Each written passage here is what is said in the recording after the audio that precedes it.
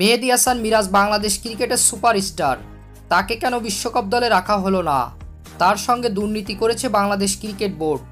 আসন্ন টি-20 বিশ্বকাপে বাংলাদেশের স্কোয়াড ডেকে হঠাৎ লাইভ এসে একই বললেন মাশরাফি বিন মুর্তজা।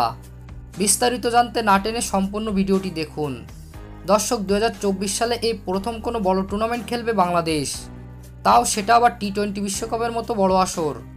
আর এত বড় আসরকে সামনে রেখেও বাংলাদেশের স্কোয়াডে রয়েছে বিশেষ কিছু ভুল সিদ্ধান্ত।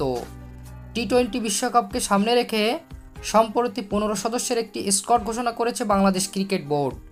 সেখানে তানভীর ইসলামের মতো একজন বোলারের জায়গা হলো না মেহেদী মিরাজ ও সাইফুদ্দিনের মতো প্রতিভাবান ক্রিকেটারদের। টি-20 বিশ্বকাপের মতো এমন একটি গুরুত্বপূর্ণ জায়গায় কিভাবে এত ভালো খেলোয়াড়দের সুযোগ দিল না বাংলাদেশ ক্রিকেট বোর্ড, সে বিষয় নিয়ে মাতামাতি চলছে ক্রিকেট পাড়ায়।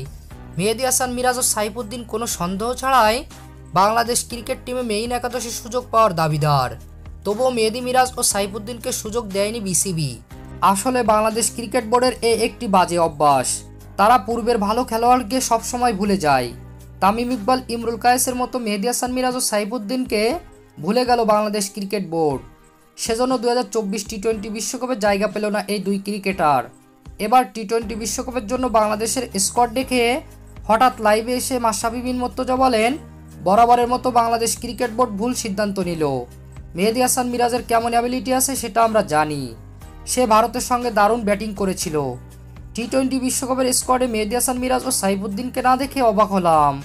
তো প্রিয় দর্শক, মাশরাফির মতো মেহেদী হাসান মিরাজ ও সাইফুদ্দিনকে বাংলাদেশের স্কোয়াডে না দেখে কারা কারা অবাক হয়েছেন জানিয়ে দিন আমাদের কমেন্ট বক্সে। ধন্যবাদ।